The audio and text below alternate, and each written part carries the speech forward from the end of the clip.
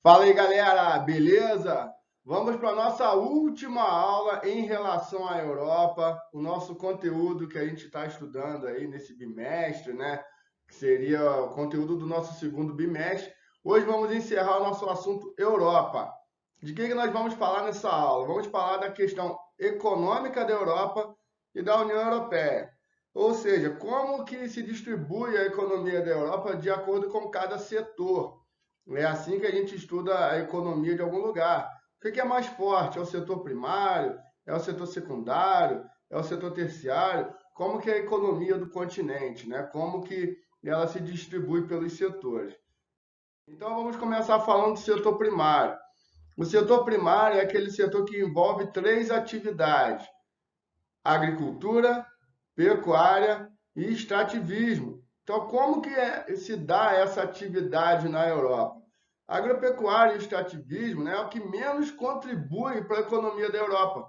Ou seja, é responsável apenas por absorver 5% da força de trabalho. Na verdade, né, a Europa ela possui aí alguns fatores limitantes para a questão agropecuária, ou seja, para a criação de animais e para, né, a produção de alimentos, na questão aí das lavouras, na questão da agricultura.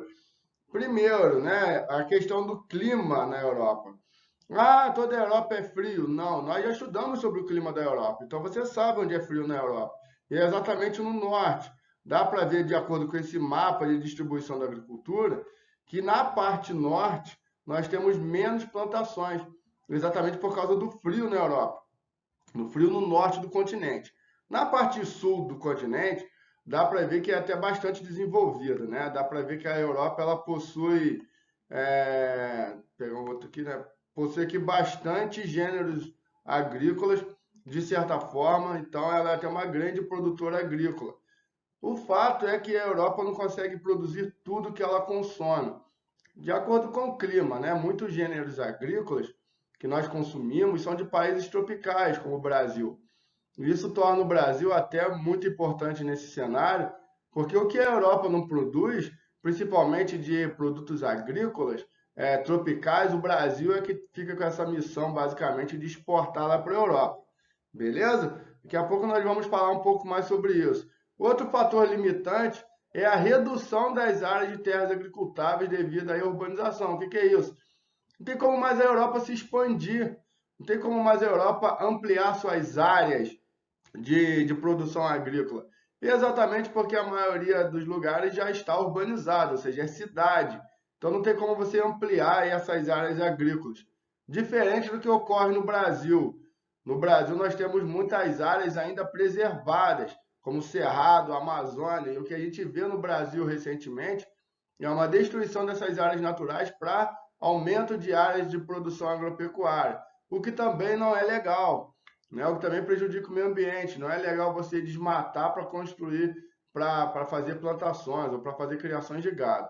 Na Europa não se expande mais exatamente por causa da urbanização. Beleza? Então, fica ligado aí nesses dois fatores limitantes, porque a Europa, nós estamos vendo que, mesmo com esses fatores limitantes, esse mapa do lado aqui está mostrando uma grande variedade de cultivos na Europa. Ou seja, a Europa, apesar desses fatores limitantes, desses fatores que são empecilhos aí para a produção, ela consegue, vamos dizer assim, produzir. Como que ela produz, né? Então, como que se caracteriza a produção agrícola e agropecuária na Europa?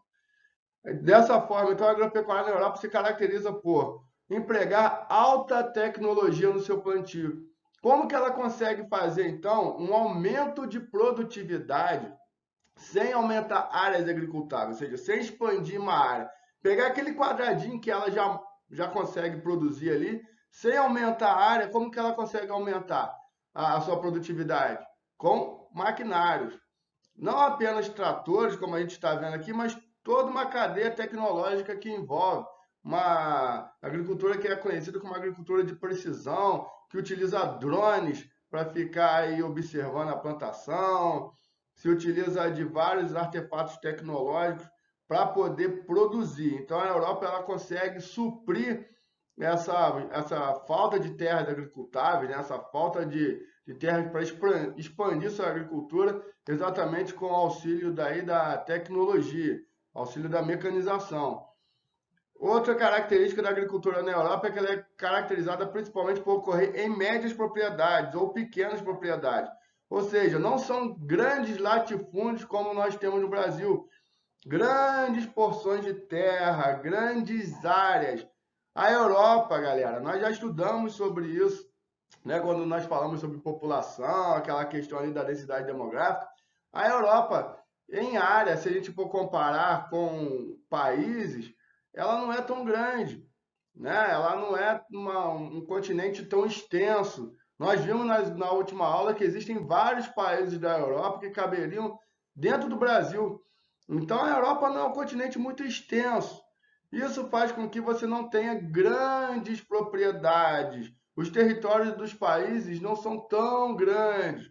Então são pequenas propriedades muitas vezes que são aí responsáveis por fazer a produção agrícola. 90% da produção agropecuária na Europa é produzida aí por mão de obra familiar, ou seja, uma produção menorzinha, embora se utilize bastante tecnologia. Outra característica da produção agrícola na Europa, que nós vamos ter que focar nisso, aqui é uma coisa importante, visto que isso aqui já caiu muito em prova, vestibular, né, e vocês vão passar por isso, é entender a grande quantidade de subsídios que são oferecidos para os agricultores na Europa. Tá? O que é subsídio? Subsídios é uma ajuda que o governo vai dar para os produtores de lá. Isso na tentativa de tornar a agricultura europeia mais competitiva e autossuficiente em alguns produtos agrícolas. Vou explicar melhor para vocês o que é subsídio. Então, subsídios são quantidades de dinheiro paga aí aos fazendeiros, ou de outras formas, ou algum outro tipo de ajuda, como, por exemplo, empréstimos, ou facilitando aí a compra de materiais, de sementes, que o governo vai dar para alguns produtores internos da Europa. Para que ele faz isso, né? Essa grande quantidade de subsídios é uma tentativa de tornar a agricultura europeia mais competitiva. Como assim mais competitivo? Então você imagina, né? Vamos pegar como exemplo o Brasil. O Brasil é um grande produtor de soja. E aí o Brasil faz o que com essa soja? Ele exporta para a Europa, já que é tropical, o Brasil tem uma grande produção, o Brasil exporta a soja lá para a Europa. Né? Estou dando um exemplo da soja, mas isso pode acontecer com outros gêneros agrícolas. E aí, quando essa soja chega na Europa, e o Brasil é um grande produtor, nossa soja ela vai concorrer com a soja produzida na Europa, né? Você tem lá o produtor europeu, que vai produzir em pequenas quantidades, em menos quantidade, de repente.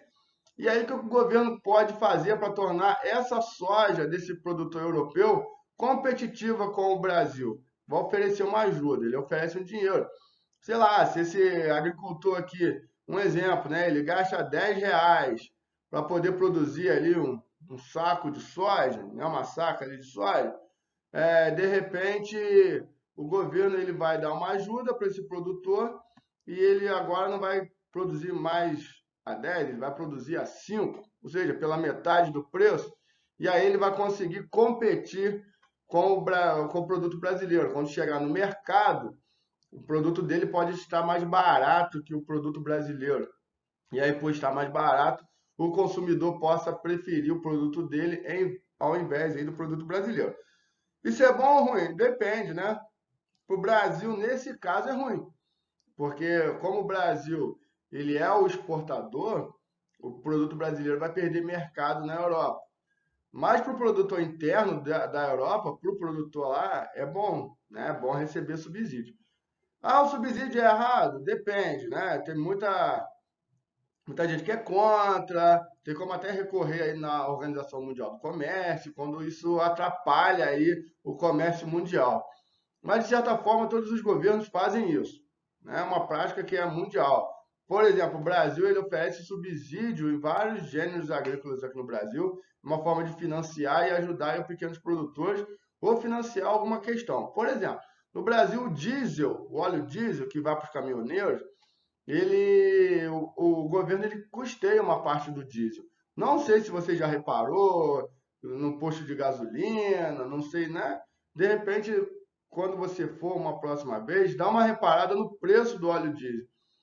geralmente, ele é mais barato que a gasolina, mais barato, né, que o álcool. Mas ele não é mais barato porque ele é pior ou ele é mais fácil de produzir. Ele é mais barato porque o governo ele ajuda a custear esse óleo diesel para ele ficar mais barato. Exatamente para ajudar aí quem precisa do óleo diesel, que no caso são os caminhoneiros que vão fazer seus trabalhos. Então, assim, o governo ele tem uma forma de ajudar assim, seus produtores, o que acaba criando, né, uma concorrência um pouco desleal às vezes, porque a soja brasileira não vai competir de igual para o produto europeu, exatamente porque os produtores de lá estão recebendo uma ajuda. Beleza? É interessante de entender que essa política aí, né, de subsídios, ela chega até os agricultores através de uma política agrícola comum chamada PAC, que todos os países vão adotar a mesma política, é uma coisa comum na União Europeia. Eu vou explicar o que é a União Europeia no final da aula. Beleza, galera? Então, eu espero que você tenha entendido essa questão dos subsídios, tá? Não é uma coisa totalmente incomum, não. É bem comum, tá? Outros países também fazem isso, Estados Unidos, vários outros países também oferecem ajuda aos seus produtores locais. Onde que fica aí, então, né? Dando uma olhada aí, geralmente, né? No geral, aí na produção agrícola na Europa, o que a gente vai ter aí de mais expressivo, né? Uma produção de trigo, aí, principalmente na França e na Ucrânia, produção na França, né? Onde fica a França, a França aqui, a Ucrânia mais ou menos aqui, a cevada, né? Matéria-prima para fazer, por exemplo, a cerveja, nos países mais do norte, beleza? O centeio, que é um grão em alternância com a batata nos solos mais arenosos, aí principalmente na questão semiárida, mais próximo da Rússia. E na área mediterrânea, que é a parte mais sul da Europa, é bom a gente ficar de olho aqui, tá? Principalmente nessa parte aqui, sul de Portugal, sul da França, sul da Espanha, na área mais próxima do mar Mediterrâneo, que vai ter uma agricultura muito caracterizada. Ela tem uma característica própria do clima mediterrâneo. Lembra do clima mediterrâneo? Nós já vimos isso nas aulas, né, já passadas. Aquele clima que é chuvoso no inverno e ele é seco no verão. Esse tipo de clima vai possibilitar aí o plantio de vários tipos de gêneros agrícolas comuns dessa área, como por exemplo as oliveiras, que vão dar origem aí ao azeite. Então é muito comum você ir na sua cozinha, pegar um azeite e ver que ele foi produzido em Portugal, produzido na Espanha, exatamente por causa dessa grande produção de oliveiras lá no Portugal, ou as videiras, né? Que aí para fazer o vinho, muito comum também no sul da Itália, sul da França, muito famosos aí, né? Os vinhos italianos, os vinhos franceses. Beleza? A pecuária, né? Como que é praticada a pecuária na Europa? Principalmente mais ao norte do país, né? Na verdade, do continente, pegando aqui alguns países nórdicos, como a Suécia, como aqui a Noruega, um pouco da Finlândia, pegando aqui o Reino Unido, norte aqui da Dinamarca. Essa agropecuária que é muito famosa pelo uso de alta tecnologia, ou seja, os animais vão ficar confinados. Você não tem uma grande área extensa, como no Brasil, para criar os animais soltos. Então, eles são criados presos, com ração selecionada, atendimento da melhor qualidade, e aí para a produção principalmente de derivados do leite, né? Geralmente para produzir queijos, produzir manteiga, todos os derivados do leite. A pesca também é muito famosa na Europa, principalmente devido ao seu grande litoral. E uma pesca, né, muito famosa também na Europa, principalmente em Portugal e a Espanha, é o de bacalhau, a pesca de bacalhau, tanto é que Portugal é muito famoso, né, pelo bolinho de bacalhau, pastel de bacalhau, essa coisa toda, exatamente no mar Mediterrâneo. Show de bola? No extrativismo, além da pesca que a gente acabou de falar, um dos elementos mais importantes da exploração mineral na Europa é o petróleo, que é retirado tanto no oceano quanto no continente, uma coisa que não acontece muito no Brasil, né? Já que a maioria do nosso petróleo está no mar. Na Europa se explora muito petróleo no continente, principalmente na Rússia. A Rússia é o principal país de exploração de petróleo na Europa, um dos maiores do mundo, não é isso? E muito comum também a exploração de petróleo no Mar do Norte. O Mar do Norte esse marco vai ficar principalmente entre os países nórdicos aqui da Noruega, da Suécia e entre o Reino Unido. Tanto é que ele é controlado pela Noruega e Reino Unido, toda essa exploração. O petróleo é um elemento muito fundamental na vida de todos os países que precisam aí, né, de combustível para os automóveis, precisam desenvolver suas indústrias. Assim não é diferente com o continente europeu, só que nem todos os países da Europa produzem petróleo. Se destacam alguns, mas grande parte do petróleo da Europa é importado, ou seja, tem que comprar dos países, principalmente do Oriente Médio, da Ásia. Vamos falar disso um pouco mais, né, nas outras aulas, mais para frente, já que a Europa não é um grande produtor de petróleo, apesar de Rússia e aí no Mar do Norte se destacar pela sua exploração. Vamos falar agora do setor secundário. O que é o setor secundário, queridão? Indústrias. As indústrias. Industrialização, uma das coisas que se desenvolveu primeiro na Europa. O setor secundário, a indústria, ele já foi mais importante da Europa, mas ele perde importância, principalmente para o setor terciário, que vamos falar mais para frente. Ainda assim, a Europa apresenta uma indústria muito forte, principalmente na região centro-ocidental, ou seja, na parte central da Europa. Se você não lembra da primeira aula de Europa, eu falei que essa região se chama região central da Europa, Europa Central, onde estão os países mais ricos. Itália, Alemanha, Reino Unido e por aí vai. Então é ali que se concentra a maior parte das indústrias europeias. Lembrando que essa parte também ela está muito dividida em relação à Guerra Fria, onde parte dos países aqui do leste europeu foram socialistas e esses países, desde o início, foram capitalistas. Então, desde lá do pós-Segunda Guerra Mundial, esses países começaram a desenvolver suas indústrias muito rápido, enquanto que parte leste da Europa estão um pouco atrasados em relação a esse desenvolvimento. Muito parte também dessas indústrias, além de toda essa questão da Guerra Fria, está acompanhando a questão natural da Europa, já que muitas dessas indústrias estão exatamente nas margens dos rios. E nós já estudamos sobre isso e falamos que os rios da Europa, grande parte deles são navegáveis. Para uma indústria, é importante você estar próximo de uma infraestrutura de transporte. Ou seja, os rios da Europa servem tanto para as cargas chegarem nas indústrias, ou seja, chegar com matéria-prima e escoar os seus produtos, escoam aí pelos rios. Economia, é mais barato, é um transporte que carrega mais cargas. Então, de certa forma, isso ajuda no desenvolvimento das indústrias europeias. Então, além, né, desses países terem sido capitalistas desde o início, esses países também usufruem de toda uma questão natural que é estar próximo ao leito dos rios, beleza? A Europa, então, ela foi o berço da Revolução Industrial, porque foi lá que começou as primeiras indústrias. Lá no Reino Unido, lá na Inglaterra, que surgiram as indústrias lá no século XVIII. A primeira Revolução Industrial, então, ela acontece na Inglaterra devido a alguns fatores. Por que foi na Europa? Por que foi na Inglaterra? Porque a Europa, como a gente já vem estudando, né? Isso vocês já estudaram também ano passado, quando estudaram a América, vocês sabem que grande parte da América foi colonizada pelos europeus.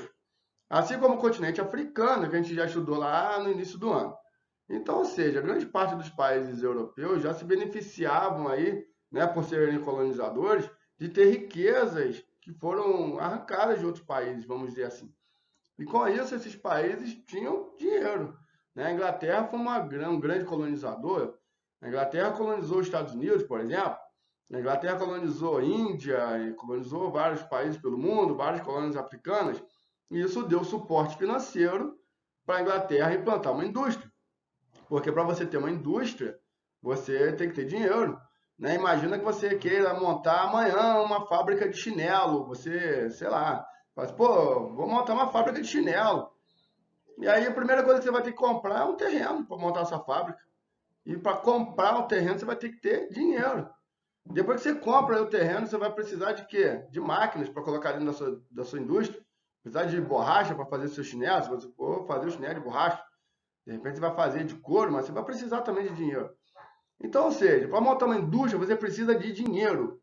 Se você não tiver dinheiro, você não monta uma indústria. Então, uma das principais características que facilitaram aí para que a Inglaterra desenvolvesse a primeira revolução industrial, começasse essa questão, foi ter capital, foi ter aí dinheiro devido aí às colônias, né, que deram aqui ó, dinheiro, beleza? Outro fator foi a presença de ferro, que foi a matéria-prima para desenvolver as fábricas, ou seja, minério, uma matéria-prima, e o carvão mineral, que era aí a energia que movia as fábricas. Então é muito comum, quando você vê uma imagem da primeira Revolução Industrial, você vê aí a fumaça preta, que remete à queima do carvão. E é dessa época também, né, que remete aí muito à questão da poluição, aquecimento global, que foi a partir das primeiras indústrias, né? Já que o carvão mineral ele é um elemento muito poluente. A Inglaterra ela inicia a Revolução Industrial, isso depois ela vai se expandindo por toda a Europa, caracterizada principalmente pela máquina a vapor, pelo desenvolvimento da locomotiva, dos barcos a vapor. Lembrando que antes da Revolução Industrial, como que era feito o transporte? Como que os barcos se movimentavam? Através do vento, né? Não tinha motor. Então, os motores eles são desenvolvidos aí a partir da primeira Revolução Industrial na Inglaterra. Isso mostra aí né, como que a Europa ela vai ser forte na questão industrial, já que as indústrias elas surgem lá, elas surgem na Europa, né? E até hoje é considerada uma das mais expressivas regiões industriais do mundo, a Europa. As maiores concentrações industriais da Europa estão localizadas, então, nos vales dos rios, como a gente disse. No vale do rio Ruhr, da Alemanha, no vale do rio Reno, entre a França, a Alemanha e Bélgica, exatamente na parte central da Europa. Então, lembrando, os rios fazendo toda uma diferença na questão da localização das indústrias, já que eles se aproveitam dos rios para fazerem os transportes. O norte da Itália é outra região muito importante que se destaca na questão industrial, já que também é uma região onde passa um rio, né? o rio do Pó, vamos falar daqui a pouco. Na Rússia, a região de Moscou também, já que pega aqui a região do rio Volga. Então, ou seja, os rios estão totalmente atrelados aí ao desenvolvimento industrial na Europa e grande parte na Europa Central.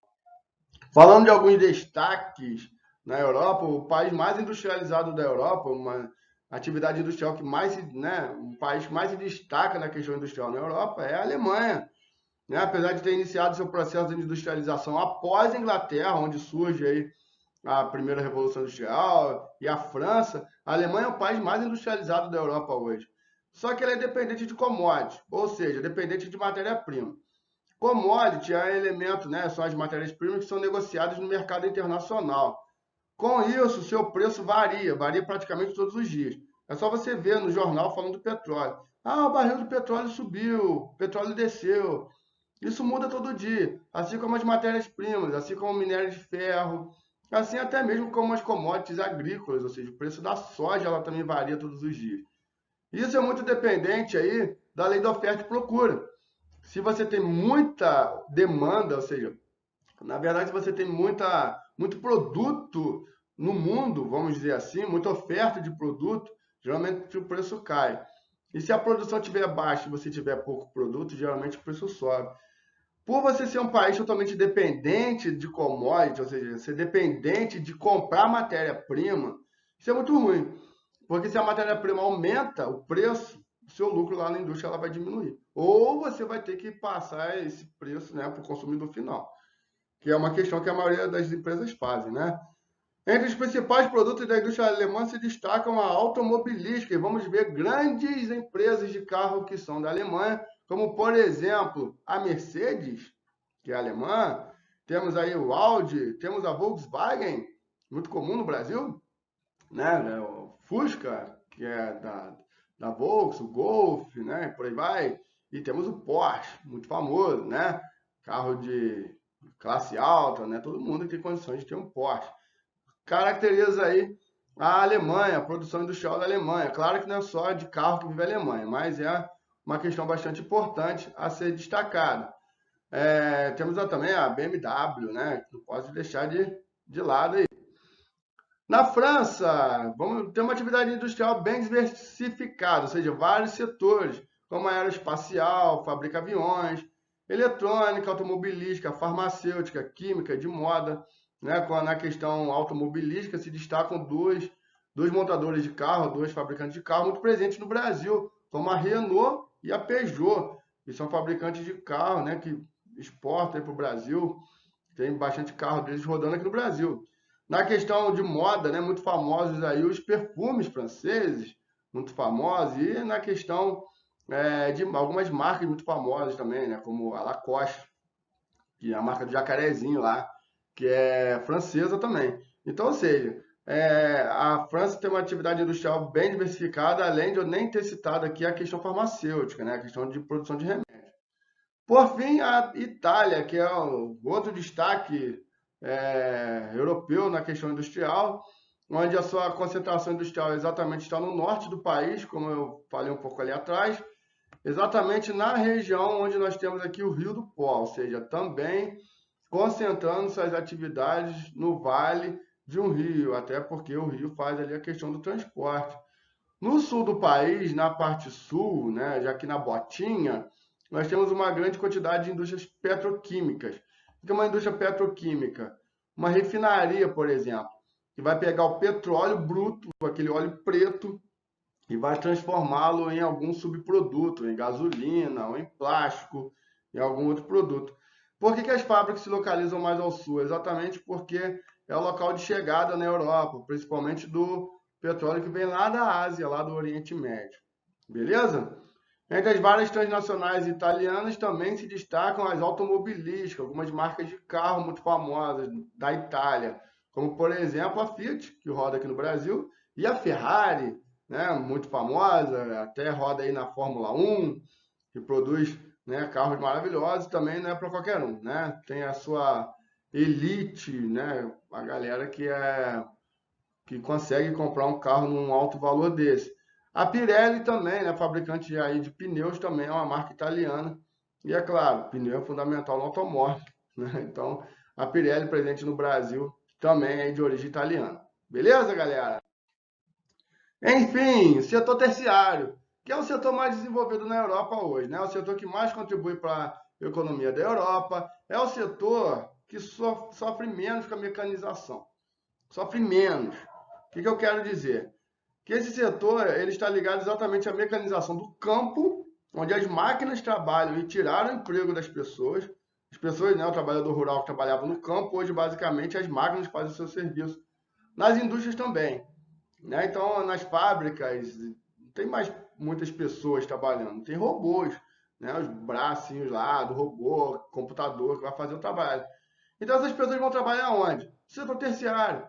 Setor terciário que é comércio, que é loja, que é shopping, que é o dentista, que é o professor, que é o enfermeiro, que ainda não tem como substituir totalmente por máquinas, né? Eu digo totalmente porque algumas coisas nós já vimos, né? Já vemos por aí que são substituídas.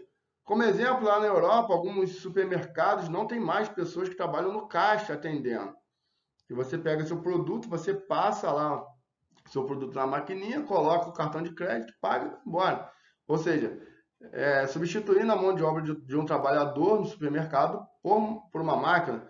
Aqui no Brasil nós já vemos isso, né? Já vemos ônibus que não tem mais cobradores, por exemplo. Você passa o seu cartão no ônibus, a roleta destrava e você passa. Então, assim, aos poucos o setor terciário também vem sofrendo com a mecanização. E aí nós vamos ter que nos reinventar para trabalhar, né? Um exemplo disso é eu estar aqui gravando essa aula, dando essa aula para um computador, e essa aula vai chegar até você e chegar para todo mundo que quiser assistir essa aula. Ou seja, quantos professores a gente consegue substituir com uma máquina também, né? Então, é só um exemplo de como a gente vai modificando a nossa sociedade ao longo do passar do tempo. O setor terciário ainda é o setor que sofre menos com a mecanização, mas nós vamos partindo para um futuro onde a mão de obra humana também no setor terciário vai sendo substituído pelas máquinas. É uma coisa para você ficar pensando aí, beleza? A transição desse setor terciário, né, do secundário para o terciário, é comum nos países mais desenvolvidos pelo seguinte fator: muitos países vão pegar suas fábricas e, ao invés de montar seus produtos na Europa, eles vão colocar essas fábricas nos países mais pobres, principalmente da Ásia, para aproveitar e dar mão de obra barata. Um exemplo é a Adidas, que é uma marca alemã muito famosa, né, patrocina aí vários times de futebol. E essa camisa da Adidas aqui, por exemplo, ela foi produzida lá no Vietnã. Aí você pode me perguntar por que essa fábrica da Adidas, que é uma fábrica alemã, está produzida no Vietnã? Porque ela achou mais vantajosa para ela. Porque ao invés de pagar o trabalhador na Europa em euro, uma moeda muito valiosa, ela paga na moeda lá do Vietnã e paga muito mais barato. Ou seja, tem um grande desemprego também lá no Vietnã, e aí você pode muitas vezes pagar mais barato para as pessoas trabalharem. É uma forma que o capitalismo encontrou de lucrar mais em cima das pessoas. Beleza, galera? Nesse setor, também podemos citar, além aí, né, das lojas, além do comércio, citar o setor de transporte, os bancos, serviços de internet e o turismo, que é muito forte na Europa. Você já deve ter ouvido falar de vários pontos turísticos na Europa, e aqui eu vou só dar exemplos de alguns que com certeza você já conhece, como por exemplo a Torre Eiffel na França. A França é um dos países que mais recebem turistas na Europa, não só por causa da torre, mas por causa dos seus museus, né? Paris, a capital francesa, recebe muito turista.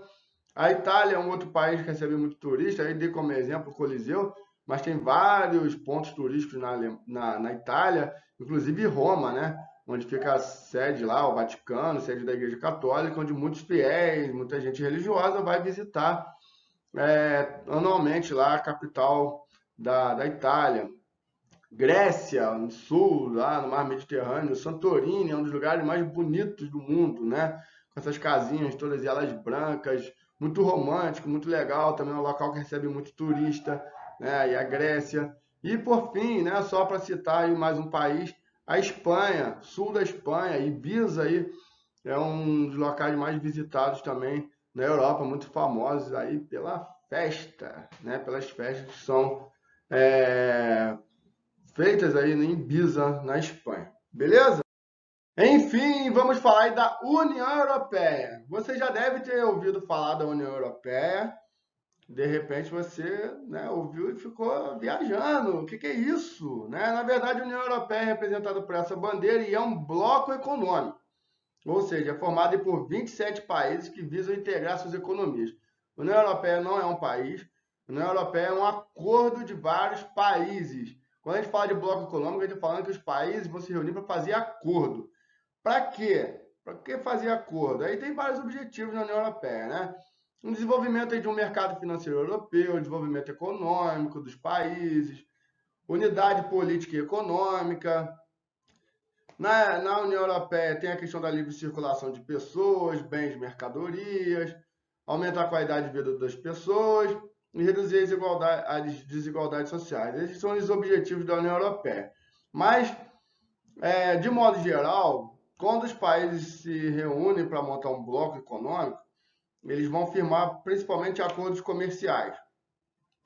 Então, se um país produz um produto e o outro país não produz, então, geralmente, esses países vão fazer acordos para que você possa comprar produtos sem taxa ou diminuindo as taxas de importação e exportação. Isso facilita, integra melhor. Para o país que produz, é importante porque ele vai vender mais. Para o país que está comprando, é importante porque ele vai comprar sem taxa, então o produto vai vir mais barato. Então, a gente pega como exemplo o Brasil e os Estados Unidos, né? Nós não somos um bloco econômico e muitos produtos que são produzidos lá chegam aqui muito mais caro, exatamente por causa dessas taxas de importação. Então, um celular, um iPhone, que você compraria muito mais barato nos Estados Unidos, aqui no Brasil ele acaba saindo mais caro, exatamente por causa das taxas, das altas taxas. Então, o que os países fazem, né, geralmente? Então, fazem acordos visando aí eliminar algumas barreiras econômicas para facilitar essas trocas. E uma dessas, né, desses acordos acaba virando aí o bloco econômico.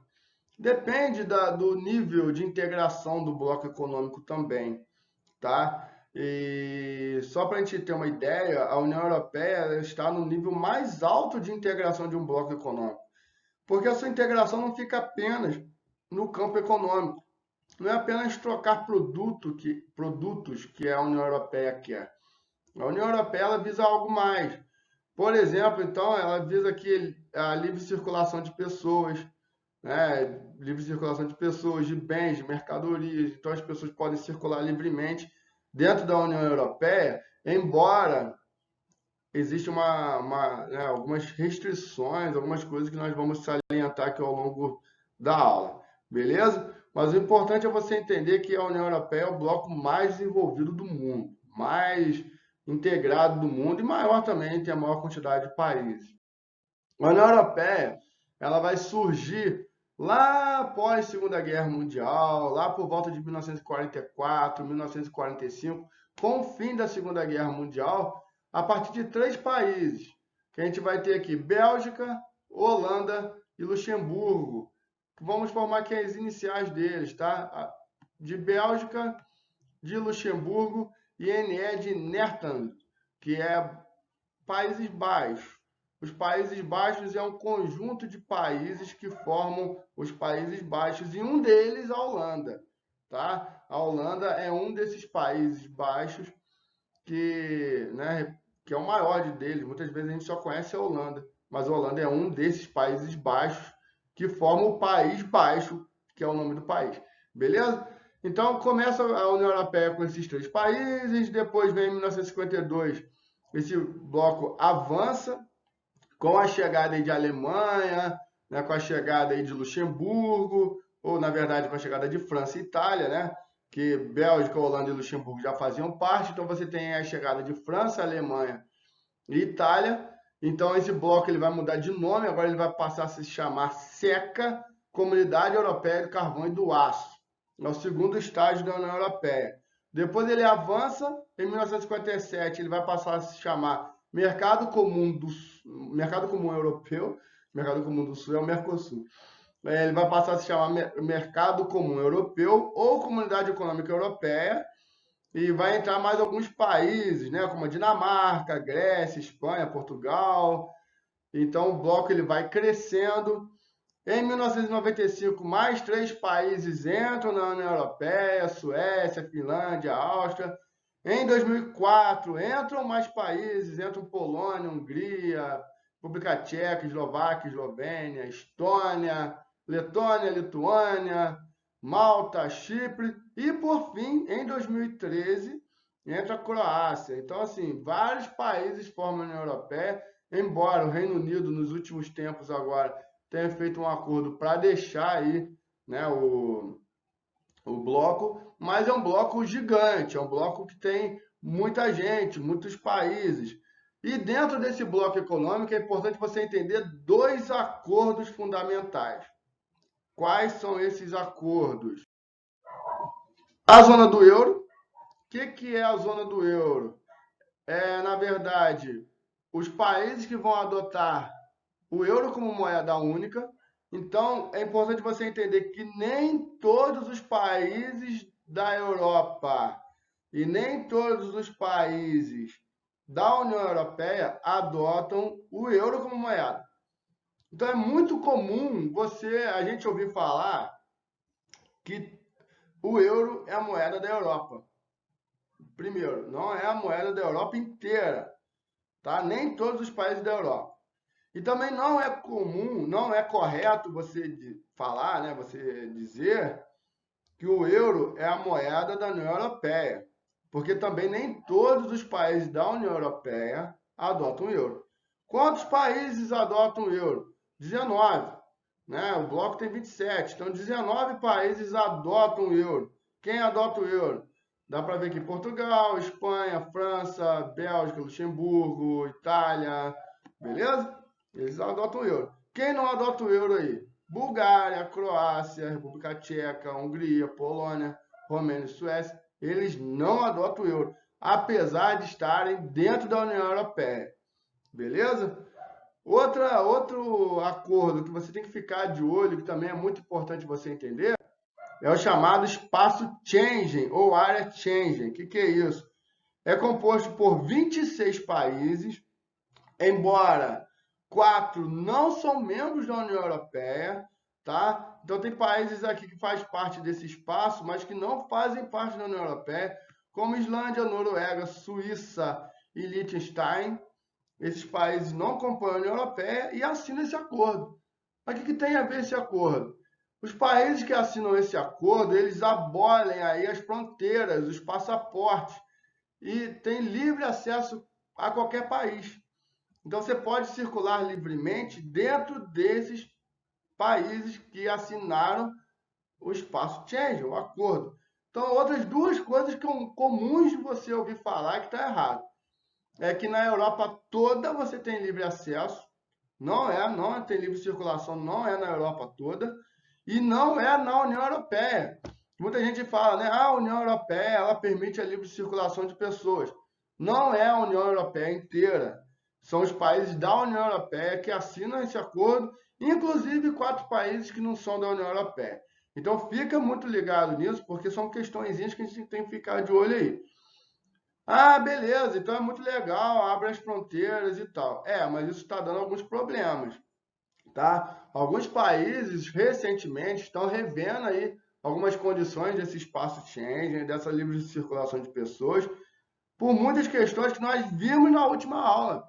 Ou seja, alguns países europeus estão contra a entrada de imigrantes. Então, o espaço Schengen, ele meio que dificulta um pouco a a observação, né, ali os cuidados com os imigrantes, porque se você entra num país do espaço Schengen, você acaba tendo acesso a todos os outros. Então tem que ser uma coisa muito ajustada entre os países, eles têm que ajustar né, suas polícias, as suas fronteiras, exatamente porque as pessoas podem circular livremente. Então as notícias que nós vamos ver, a gente vê, né, nos últimos tempos, são essas. Líderes europeus defendem controle de fronteiras para imigrantes. Ou seja, eles entendem que esse espaço Schengen, além, né, de facilitar a vida do europeu a circular dentro, a facilitar o turismo, a facilitar o comércio, também acaba contribuindo para a entrada de imigrantes ilegais, que acabam circulando mais livremente dentro da Europa. Então, é um benefício o espaço Schengen, acaba integrando mais os países europeus, mas de certa forma também é um problema. Isso está levando aí a preocupação dos líderes europeus. Beleza, galera? Espero que você tenha entendido essa aula sobre a economia da Europa, tenha entendido aí os setores e tenha entendido a respeito da União Europeia. Vou deixar um exercício mais para frente sobre essa questão e a gente encerra nosso assunto sobre a Europa. Beleza? Nas próximas aulas vamos falar aí do continente asiático, continente bem legal de se estudar. Espero também que você preste bastante atenção. E qualquer dúvida, lembrando, é só me mandar lá no privado, é só mandar no nosso grupo lá. Beleza, galera? Grande abraço para vocês. Fiquem com Deus, se cuidem e até a próxima aula.